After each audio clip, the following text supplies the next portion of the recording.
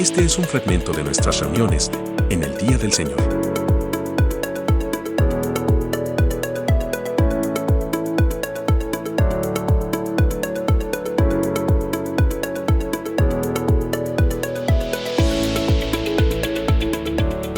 El tema de hoy entonces es la religión. La religión como palabra, como concepto, quiero que veamos de qué se trata, porque hay una idea muy equivocada acerca de esta palabrita religión, que a veces se usa tan mal. La religión, la palabra religión, en la Biblia aparece 4 veces, por lo menos en la Reina Valera 60 aparece 4 veces, en las Biblias antiguas aparece 3 veces la palabra religión. Porque saben que a mí me gustan más las traducciones antiguas y esta es una muestra de que son mejores que las 60, porque hay una de las palabras que aparecen en las 60 que no es religión sino es superstición. Yo se las menciono, si alguno quiere anotar, en Hechos 25:19, ahí aparece la palabra religión en las 60, pero en todas las demás aparece como superstición. Aparece como superstición y esa sería la palabra correcta, la mejor traducción, superstición. Cuando Pablo está hablando en el Areópago y les dice, observo que sois muy religiosos. No, dice, observo que sois muy supersticiosos. Recuerdan que era ese lugar en donde estaban todos los altares que ellos adoraban. Bueno, superstición. Después aparece también en Hechos 26:5, ahí sí, ya en todas las traducciones aparece así, Hechos 26:5, también Pablo está hablando y se está presentando, está dando su testimonio y su historia de vida, y habla de la religión judía y de la religión de la secta de los fariseos.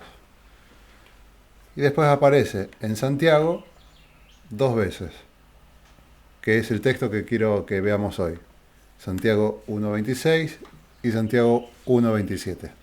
Ahí están las 3 veces que aparece en la Biblia, 4 si contamos la de las 60, pero bueno, 3 veces aparece en la Biblia la palabra religión. Treskeia es la palabra en griego, entonces si vamos al griego, solamente treskeia aparece 3 veces. En Hechos 26, en Santiago 1:26 y en Santiago 1:27. Solamente Lucas usa esta palabra y Santiago usan esta palabra. Solamente 2 personas, 2 de los autores de los libros de la Biblia, solamente 2 son los que usan la palabra treskeia, que es religión. Y bueno, hoy yo les quiero hacer esta pregunta. ¿La religión es buena o mala? Para que lo piensen. ¿La religión es buena o mala? Para algunos, hablar de religión es lo peor, ya sea fuera de la iglesia o dentro de las iglesias. Para algunos decir que alguien tiene religión o que alguien es religioso es lo peor. Para otros es lo ideal, ser religioso. Entonces, ¿qué está pasando? Para algunos es lo peor y para otros es lo mejor. Es raro, ¿no? Cómo se toma el concepto de esta palabra. Muchos practican la mala religión. Muchísimos practican la mala religión, hoy vamos a ver esto, pero pocos conocen la verdadera religión. El término religión, para que se entienda fácil, es que es una demostración externa, o sea, una demostración hacia afuera de lo que uno es y de lo que uno cree. La palabra religión es solamente una demostración externa, nada más. No tiene otro secreto esta palabra. No es mística, no tiene nada raro. Religión es la demostración hacia afuera de lo que uno es y de lo que uno cree. Entonces, si vamos a Santiago 1, versículos 26 y 27, ahí se trata el tema bien específico en la Biblia acerca de qué se trata esto que es religión. Y no se queden con la primera idea, vamos a estudiarlo bien. Santiago 1, 26 y 27 dice así. Si alguno se cree religioso entre vosotros y no refrena su lengua, sino que engaña su corazón, la religión del tal es vana. La religión pura y sin mácula delante de Dios el Padre es esta: visitar a los huérfanos y a las viudas en sus tribulaciones, y guardarse sin mancha del mundo. Ese es el texto que nos habla de la religión en la Biblia, pero hay que tener mucho cuidado porque la gran mayoría o casi todos creen que esto es una definición tipo diccionario. Muchos leen esto y creen que acá Santiago está diciendo, la religión es, dos puntos, y arranca con la primera acepción ahí en el versículo 27. La religión es esta, dos puntos, visitar a los huérfanos y a las viudas en las tribulaciones y guardarse sin mancha del mundo. Y no es una definición tipo diccionario. O sea, no es como cuando el escritor de Hebreos dijo, es pues la fe, y ahí podemos poner dos puntos, la certeza de lo que se espera, la convicción de lo que no se ve. Ahí sí hay una definición. Pero acá, si lo sacamos de contexto, se puede entender esto, que la religión es, ¿cuál es la religión? Visitar a los huérfanos y a las viudas en las tribulaciones y guardarse sin mancha del mundo. Y no es así. Esto no es la definición de religión. Ahora lo vamos a ver. Pero por la manera que tiene de escribir Santiago, si leemos el capítulo ya nos damos cuenta. Y si leemos toda la carta, ahí no queda ningún tipo de dudas. Esto que menciona Santiago no es una definición cerrada. No es que la religión es solamente esto, sino que es mucho más. La enseñanza de Santiago va muchísimo más allá. Entonces no es, la religión es dos puntos y una definición. Así que lo repito varias veces para que nos saquemos de la cabeza esta idea de que este versículo es una definición tipo diccionario. No es así. La enseñanza de Santiago va por otro lado y es muchísimo más profunda. Santiago enseña que la verdadera fe de una persona se demuestra por su total obediencia a la palabra. Ese es el tema de Santiago. Santiago está enseñando, si leemos el contexto, no lo vamos a leer, pero yo invito a que puedan leer por lo menos capítulo 1, el 2 y hasta el 3 también. Ahí vamos a ver de qué se trata el tema que plantea Santiago. Santiago tiene una manera de enseñar que a mí me gusta mucho, es muy pragmático, es muy directo, es la primera carta que se escribió, o sea, este es el primer escrito del Nuevo Testamento, así que es un texto bien temprano, y tiene sus características. Tendríamos que estudiar todo el libro bien para entenderlo un poco mejor, pero yo quiero que ya sepan que la manera que tiene de escribir Santiago es bastante distinta o por ejemplo a Pablo, que escribe mucho en el Nuevo Testamento, o a Lucas. Él tiene su manera muy particular, con mucha sabiduría de Dios y mucha sabiduría que él tenía. Él era una persona que por la forma de escribir que tiene era muy instruido, tenía mucha cultura y tiene una manera de enseñar muy directa, tan directa que a veces duele, y muy pragmática en sus conceptos. Entonces lo que está enseñando Santiago acá, el tema de él, es acerca de la obediencia a la palabra. Él no está enseñando sobre religión. El tema de él no es la religión. Sí la menciona, pero la menciona en el contexto de que él está enseñando acerca de la obediencia total a la palabra. Ese es el tema que plantea. Se los demuestro así rápido. Si vemos en el versículo 18, leo una frasecita solamente. En el versículo 18, está hablando de Dios. Él, dice, nos hizo nacer por la palabra. Entonces, nosotros tenemos nueva vida por la palabra, lo dice directamente. Ese es el tema central de Santiago en este texto. Él nos hizo renacer por la palabra. En el versículo 21 dice, recibid la palabra implantada. Está hablando del Evangelio, la palabra implantada. Versículo 22 lo dice directamente, sed hacedores de la palabra. No dice sed hacedores de la religión o del culto religioso. Está diciendo sed hacedores de la palabra. Versículo 23. Porque si alguno es oidor, ahí está en contraposición, si alguno es oidor, pero no hacedor de la palabra, entonces sigue enseñando. Hay que ser hacedor de la palabra.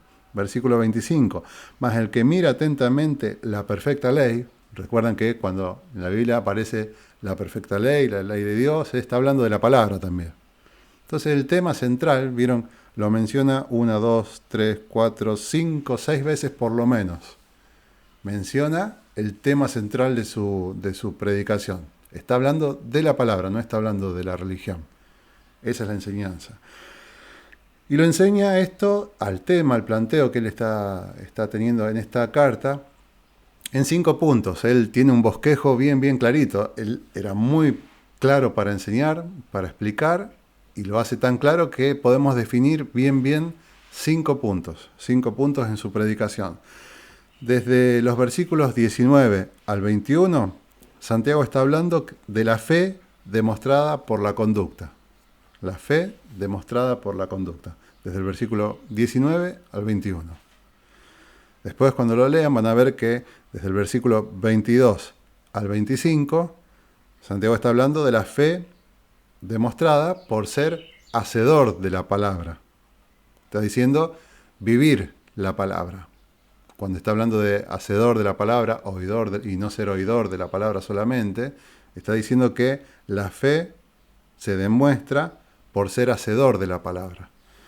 Tercer punto, versículos 26 y 27, Santiago habla de la fe demostrada por la religión, ahí sí, demostrada por la religión, que también podemos decir que la fe es demostrada por la vida piadosa, que se nota la fe, es evidente la fe, por lo que es nuestra vida, por nuestra vida piadosa, por la religión, por la demostración externa esta que hablábamos al principio. Después sigue, si cruzamos al capítulo 2, Santiago habla de que la fe es demostrada también por el amor. Y como último punto, capítulo 2, versículo 14, dice que la fe también es demostrada por las buenas obras. Ese famoso versículo acerca de las obras. 5 puntos. 5 puntos bien claritos en la predicación de Santiago para que nadie se equivoque. Claro, si agarramos un punto de esto y lo sacamos y no vemos la enseñanza general, el texto completo, claro, no vamos a entender nada y se pueden enseñar cualquier cosa, la verdad. Pasa con esto de las obras, pasa mucho con lo de las obras. Hay a veces discusiones grandes acerca del tema este de las obras de Santiago. Y también pasa con el tema cuando él menciona la religión. Si lo sacamos de acá, nunca vamos a entender nada. Así que sí o sí tenemos que entender que Santiago está dando una enseñanza central que es acerca de la palabra y de la obediencia a la palabra y de nuestra relación como salvados, nuestra fe, en obediencia total, no dice parcial, total, una obediencia total, sin ningún gris, a la palabra. Nosotros tenemos que ser obedientes totalmente a la palabra. De esa manera vamos a demostrar nuestra buena fe. Solamente esa es. Y bueno, y después lo describe con estos 5 puntos que recién le decía. Si hacemos un repaso de estos 2 versículos, lo que leía recién Cari, los 2 versículos que hoy vamos a usar para centrarnos, después podemos seguir con esto, pero yo no se los leo todos, así que los invito a que lo puedan repasar en casa. Pero el centro del mensaje de hoy, el nuestro, es el versículo 26 y el versículo 27. Y lo podemos leer así, recortándolo, sacando las frases que usa Santiago, porque es muy claro en cada palabra que él usa. Fíjense que versículo 26 arranca diciendo, si alguno se cree. ¿Vieron cómo armó esa frase? Si alguno se cree. Después sigue, si alguno se cree religioso, pero yo me quedo con esta. Si alguno se cree. Está diciendo si alguno simula ser. Si alguno aparenta ser y se lo cree. Ese es el término que está expresado en el griego. Acá en la traducción, claro, hay que ponerlo lo más concreto posible, si alguno se cree. Pero va un poquito más allá, no es solamente si alguno se cree, sino que si alguno simula ser y se lo cree. Después lo vamos a entender mejor porque lo repite. Si alguno se cree, ¿vieron? Y se cree a sí mismo. Es bastante importante lo que está diciendo acá Santiago con 4 palabras. si alguno se cree, si uno mismo se cree, no que los demás digan que es, oh, mirá qué religioso que es, qué bueno, cómo demuestra externamente lo que él es. Si alguno se cree hacia uno mismo, sigo, si alguno se cree religioso entre vosotros. Entonces sacamos esta frase, religioso entre vosotros. ¿Y quiénes son los vosotros? Bueno, acá Santiago está hablando a los judíos. Recuerden que esta carta es muy, muy temprana en el Nuevo Testamento y la iglesia estaba compuesta por judíos. Pero acá lo podemos ya ampliar, porque esta pregunta puede ser, si alguno se cree religioso entre vosotros, ¿quiénes son los vosotros? La iglesia, la congregación. Bueno, ahí está. Si alguno se cree, frase, religioso entre la congregación. Y esto suena mucho, ¿no?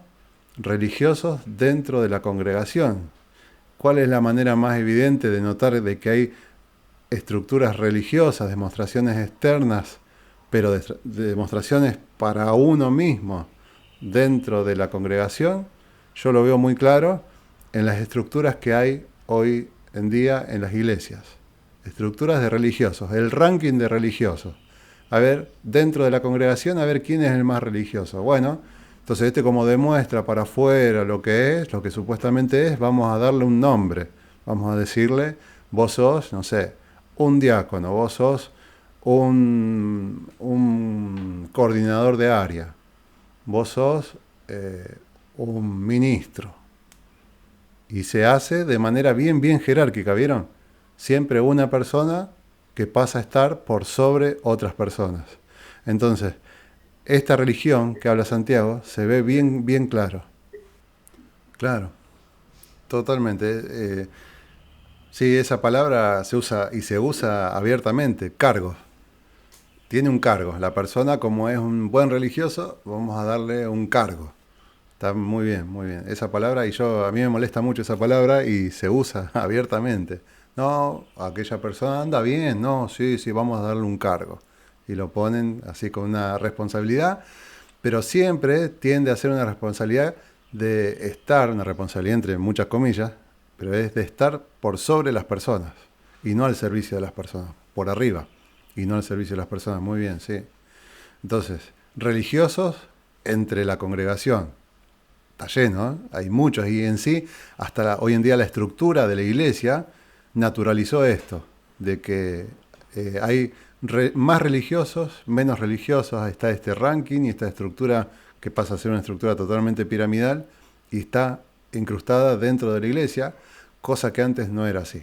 Antes estaban los apóstoles, obviamente, porque el Señor puso en ellos el comienzo, el arranque de la iglesia de todo el mundo, y el Señor los designó a ellos específicamente para eso. Pero de ahí, de los apóstoles para acá, no hay más. Somos todos los miembros de la iglesia, somos iguales, estamos todos al servicio de los demás y nada que ver con esto de que hay uno que es más religioso, o porque sabe más, o porque habla mejor, o porque es más histriónico, o porque es más servil a los que ya están arriba, entonces los de arriba los levantan porque pasa a ser funcional, bueno, y todo eso que pasa hoy en las congregaciones. Religiosos entre vosotros, las tres palabras que quería destacar. Sigo despacito así para que se vaya entendiendo. La siguiente frase dice, y no refrena su lengua. Miren cómo habla Santiago. ¿De qué está hablando? Del que se cree religioso entre la congregación y no refrena su lengua. Y vieron que siempre este tipo de personas hablan mucho. Siempre, ¿eh? Y a veces hasta tienen un micrófono pegado en la mano. Siempre, son los que más hablan. En la iglesia recuerdan que el término es asamblea. Hablamos todos. No es que hay uno que tiene que estar hablando. Y pasa mucho de que uno, el que se cree religioso entre la congregación, no refrena su lengua. Pasa muchísimo. Y habla y siempre es una persona sola la que habla y no deja hablar a los demás. Y se cree que habla mejor porque tiene mejor dicción, porque tiene mejor voz, porque habla más fuerte, porque no tiene vergüenza, o porque tiene más estudios, o porque hizo un seminario, o porque sabe mejor la Biblia, o porque lee bien, o por lo que sea, o porque él fue el que arrancó la iglesia, entonces tiene el derecho de hablar todo el tiempo, y así. Esto es muy común. Capaz que muchos se enojen por lo que estoy diciendo, pero Santiago lo que está hablando es precisamente de esto. Y recuerden que en la iglesia original no era así, no era así. Entonces este religioso no refrena su lengua, siempre habla, y Santiago es bastante más, capaz que algunos se enoja conmigo, pero Santiago es muchísimo más duro que yo, mucho más duro que yo. En la traducción perdimos acá un término, pero Santiago es mucho más duro que yo. Porque cuando habla de no refrenar su lengua, yo quiero que Cari lea el Salmo 39 para que lo podamos entender. Pero cuando dice no refrena su lengua, está diciendo algo muy similar a lo que dijo David, el rey David, cuando escribió el Salmo 39, versículo 1. Yo dije, atenderé a mis caminos, para no pecar con mi lengua. Guardaré mi boca con freno, en tanto que el impío esté delante de mí. David decía, guardaré mi boca con freno. Y acá Santiago, cuando dice y no refrena su lengua, está diciendo lo mismo y hasta él es la misma palabra.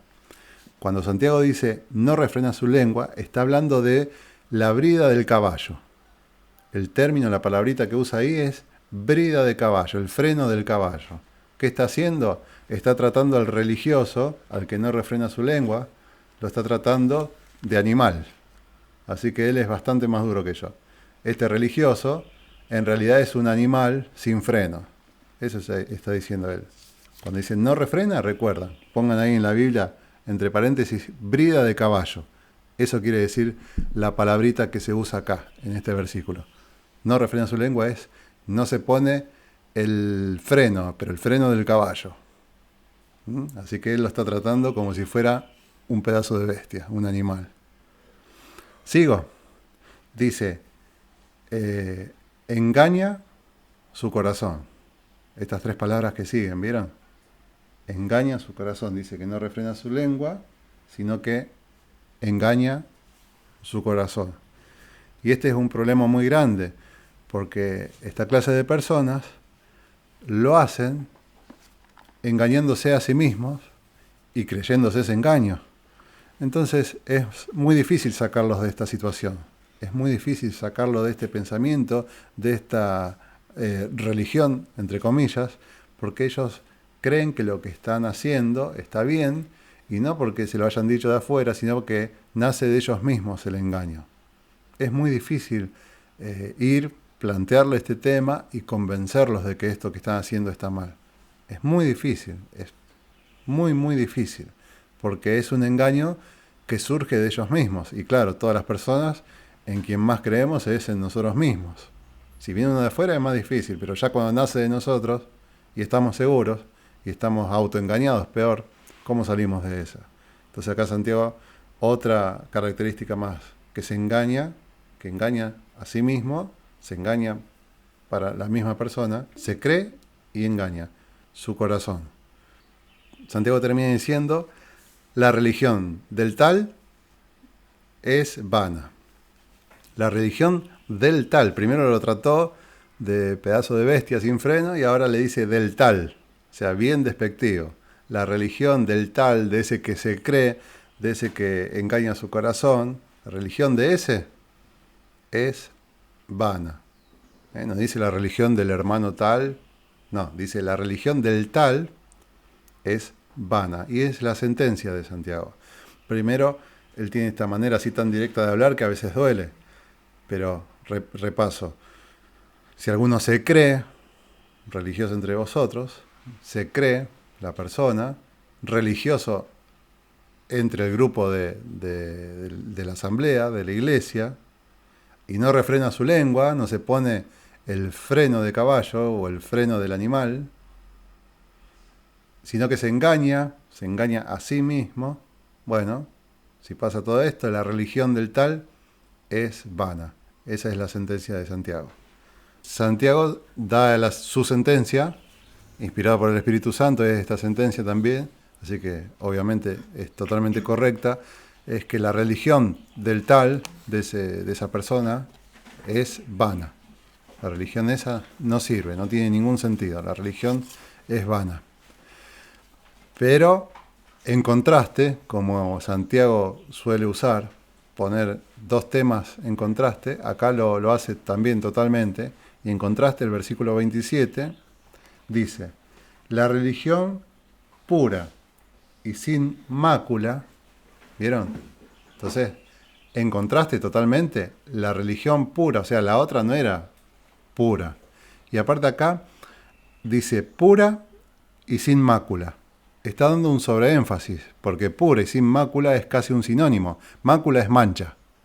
Entonces, si algo es puro, no tiene manchas. Y acá lo dice para dar el sobreénfasis. La religión pura y sin mácula, y sigo, delante de Dios, otra frase que quiero destacar, delante de Dios, recuerdan que el versículo anterior hablaba de que la religión era que él se creía, era para sí mismo, él se juzgaba. Acá está diciendo totalmente distinto. La religión pura y sin mácula delante de Dios, o sea que esta religión no es medida por las personas ni por uno mismo, sino que es medida por Dios. Y una forma de confirmar esto es de que este tipo de religión de que va a hablar Santiago, hay que hacerla todo el tiempo. Entonces no hay que hacerla para ser vista de las personas, sino que hay que hacerlo todo el tiempo. Y el único que nos puede ver todo el tiempo es Dios. Entonces el único que puede juzgar esto es Dios. No es una religión externa, una demostración externa para que nos vean las personas, o para que nos vea el pastor, o para que nos vean en la iglesia, como hace la gran mayoría. En la iglesia, todo farolero, pero en la vida diaria son otras personas. No, acá Santiago está diciendo que la religión pura y la religión que es sin mácula, delante de Dios, es esta. Delante de Dios. Solamente Dios es el que observa, el que ve, el que puede juzgar esta religión si es de verdad la pura y sin mácula. Y vieron que dice, es esta, otra frasecita. Ahí está, es esta, 2 puntos, como decíamos al principio. Ahí aparecen los 2 puntos. Y a continuación, recuerden, no da una acepción, no da una definición tipo diccionario, sino que él da un ejemplo, pero como concepto. Lo que hace Santiago a continuación es dar un ejemplo, pero para explicar un concepto. Y ahora lo vamos a ver. Primero dice, visitar a huérfanos y a viudas en sus tribulaciones. Santiago no está diciendo que la religión es solamente visitar a huérfanos y a viudas, porque por ejemplo, si nosotros no conocemos ningún huérfano o ninguna viuda, ¿qué pasa? ¿No podemos cumplir con la religión que nos dice Santiago? No tiene sentido. Pero acá lo está diciendo como un concepto, visitar a los huérfanos y a las viudas en sus tribulaciones. ¿Y cuál es el concepto? De que nosotros tenemos que dar, como en el caso de este ejemplo, sin esperar nada a cambio. En esta sociedad recuerden que las viudas y los huérfanos en tribulaciones eran personas que estaban totalmente indefensas, que no podían retribuir ningún favor. Entonces Santiago está diciendo eso, vayan y den sin esperar nada a cambio. Ese es el concepto que quiere transmitir Santiago con este ejemplo. En esta sociedad de esta época, de la época de Santiago, ir a ayudar en las tribulaciones a las viudas y a los huérfanos era sí o sí ir a dar. Ir a darse o ir a dar y sí o sí no esperar nada a cambio, porque no había forma de que estas personas puedan retribuir de alguna manera, aunque sea mínima, lo que le estaban dando. Entonces el concepto de Santiago es este, ir a visitar a los huérfanos y a las viudas, pero no ir de visita a la casa a tomar mate y a pasar un rato, no, en las tribulaciones, cuando están en sus problemas. Entonces, dar sin esperar recibir nada a cambio. ¿Les suena esto? Dar sin esperar recibir nada a cambio. Les tiene que sonar mucho, porque en Lucas 6, versículo 34 y 35, habla el Señor y dice esto. Y si prestáis a aquellos de quienes esperáis recibir, ¿qué mérito tenéis? Porque también los pecadores prestan a los pecadores para recibir otro tanto. Amad pues a vuestros enemigos y haced bien, y prestad, no esperando de ellos nada. Y será vuestro galardón grande, y seréis hijos del Altísimo, porque Él es benigno para con los ingratos y malos. Ahí está más desarrollado, pero está bien claro. Dar sin esperar recibir nada a cambio. Acá Santiago está hablando de que el amor, eso que hablábamos del principio, el amor de Dios es ayudando al prójimo. ¿Está? Primer concepto. Segundo concepto en este versículo dice, y guardarse sin mancha del mundo. Visitar a los huérfanos y a las viudas, y después, otro punto más, guardarse sin mancha del mundo. Y acá Santiago está hablando de el amor hacia Dios. Nuestro amor hacia Dios queda demostrado totalmente si aborrecemos al mundo.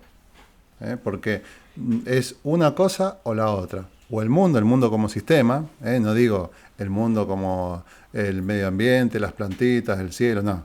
El mundo como sistema, y del otro lado está Dios. El mundo está bajo el gobierno del diablo, el mundo está bajo el pecado y sus consecuencias. Acá no hay término medio, o Dios o el mundo. Entonces Santiago dice, guardarse sin mancha del mundo es una demostración de esta buena fe y de que amamos a Dios. Y lo podemos leer también en otros textos. Por ejemplo, la primera carta de Juan, capítulo 2, versículo 15, dice así. No améis al mundo ni las cosas que están en el mundo. Si alguno ama al mundo, el amor del Padre no está en él. El mismo Santiago dice lo mismo en el versículo 4 del capítulo 4. Dice, oh almas adúlteras, ¿no sabéis que la amistad del mundo es enemistad contra Dios? Y repite, cualquiera pues que quiera ser amigo del mundo, se constituye enemigo de Dios. Está bien clarito, es un concepto. Lo que está diciendo Santiago acá es un concepto. O Dios o el mundo. Y la buena fe queda demostrada externamente a través de la religión cuando aborrecemos al mundo. Ahí estamos demostrando de que amamos a Dios. Para terminar, como conclusión, yo hago algunas preguntas. ¿Sos religioso? ¿Ahora qué pensás? Ahora que sabés de qué se trata la religión. Porque para la mayoría la religión era algo mala. Oh, mirá qué tipo religioso, ¿no? O capaz que era algo bueno. Mirá qué religioso, qué. Pero los dos conceptos están mal. Yo pregunto, ¿sos religioso? Pregunto también, ¿tu religión es vana? ¿Qué es lo que enseña Santiago? Ya sabemos qué es la religión vana. ¿Tu religión es vana? ¿Lo haces para demostrar algo o para que te vean?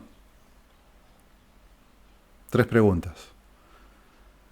Tu religión debería ser el resultado de tu fe, hecha solo para Dios y juzgada solo por Dios. Esa es la verdadera religión. Que el mundo vea hombres y mujeres bíblicos. Solamente eso. ¿Querés demostrar tu fe? Bueno, que el mundo te vea como un hombre o como una mujer, pero que sea bíblico. Que esté basado en la palabra, que viva la palabra, que es la enseñanza que tenía Santiago al principio. Que tenemos que vivir completamente aferrado a la palabra. Esa es la enseñanza total de Santiago en este párrafo. Que el Señor te bendiga.